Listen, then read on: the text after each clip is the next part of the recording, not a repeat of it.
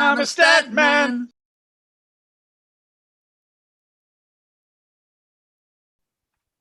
Good evening, everybody. Luke here from Ought to Know Better. I'm joined, as ever, by Andrew Dalton, aka the Statman. Stats, how are you doing? Very well, thank you. After what can be described as probably one of the most impressive performances in the Premier League this season, to go to a Leicester side who don't often lose at home, they have lost a couple of games at home this season, and in all honesty, playing them off the park was really good, and there was so many very impressive performances there yesterday. Couldn't agree more, mate. What a feeling! How easier is it to go on Twitter and all your social medias after Leeds have played like that in comparison to, the Crawley, for instance, or Brighton, and then to have a performance like that, it just makes life as a Leeds fan so much easier. It's chalk and cheese, isn't it? That you go on after a defeat, for example, the Brighton game, and everybody's there and everybody's negative, and it's very difficult to kind of deal with and what have you. You go on after a victory like that, and it's actually a nice place. And there's still the odd one or two that moan, which I'm not going to name anybody's names because I'm not here to do so. You can't please everybody. But I just thought it was a very, very impressive performance yesterday. Even when we fell behind, we didn't sort of crave in. We equalised, within 90 seconds, and I think that was important. Dallas took his goal absolutely brilliantly well. I'm a Statman. Makes social media and life as a Leeds fan being just so much easier in general. Of course it does. And very enjoyable. And we move on to the Everton game on this evening. Yes, yeah, we do indeed. I tell you one thing. Obviously, I mean, I'm probably stating the obvious here, but it's one thing that was noticeable. They missed Jamie Vardy massively. His movement and his presence up front, it's unrivaled, probably in the Premier League. To be fair, I think they missed Jamie Vardy. I think they missed Ndidi as well, just to break up the midfield. But look, we're without. Look at our defence at the moment. And Cooper, he's unbelievable, doing a fantastic job. Now, Pascal Strike has been fantastic. So, and if you look at the team that finished it was a championship winning team because Rafinha's gone off and Rodrigo had gone off. Yeah, obviously, exactly. Koch hasn't featured through injury, and Llorente's out injured. So it's absolutely fantastic at the moment. Yeah. No, couldn't agree more. To be fair, I'm a Statman. Yeah, so you said going into Everton, looks like we may be Rodrigo and Rafinha down. Is that fair, or has there been any update on their injuries yet? It looks like Rodrigo will be out. I believe he's just posted on his Instagram that he's got a minor setback. I think he'll be out. I think Clip comes in for him. I think Rafinha plays, and I think Bamford plays.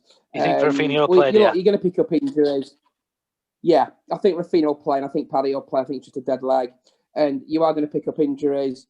But that's part and parcel of the Premier League. But we're in a fantastic position. We're 15 points clear with 18 games to play. It will take a monumental swing to turn things round at the moment. And we're in a very good position. Yeah, couldn't agree more.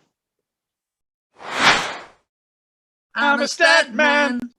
Yeah, so based on that then, prediction time. Are you going to give me we were both miles out, by the way. We both went for score draws, 1-1 and 2-2 respectively. And yes, when I don't think there was many, if any, across the whole of Ought to Know Better who predicted a Leeds win. But yeah, absolute miles out. Great result. What are your thoughts on the Everton game? 2-0 Leeds. I actually think it'd be quite comfortable. I watched Everton against Newcastle at the weekend. They were awful. And it's a team that Bielsa's already beaten. And I think we've got an opportunity to get 3 more points on the board. And if we win that this evening, we're on 32 points, which the ballpark for staying up is usually 36, 37 of recent seasons. You're laughing all the way, really, if we can get a result on this evening, on Wednesday evening. Yeah, no, fully agree. I think we take the spoils against Everton. I can't see they didn't offer much Goodison, and no, they did. And they've got worse since. Yeah, I think that they're so hit and miss us, Everton at the moment, and you don't know what you're going to get from them week by week. So Yeah, opportunity to go ahead and get another 3 points and get through to that magic 30-point mark. Perfect. I'm going to go with a 3-1 Leeds win. I'm a stat man. Right, last but not least, that's onto the section of the show where that everybody's tuned in from, probably fast forwards past onto. Give us some weird and wonderful wacky stats for Leeds Everton that you didn't already tell us earlier on in the season.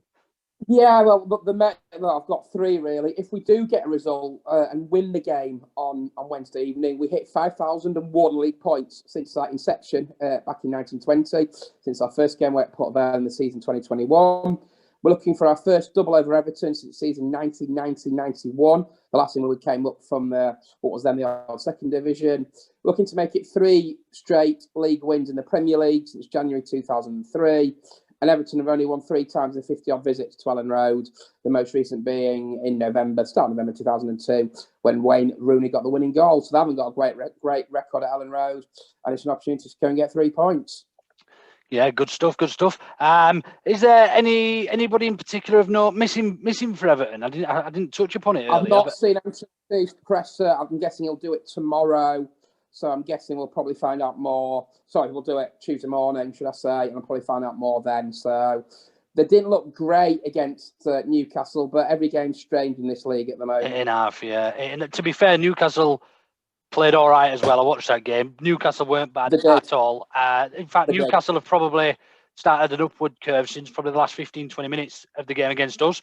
And yeah, who knows who's going to go down this season. But as ever, thank you ever so much for your time and patience for sitting there and listening to me drone on.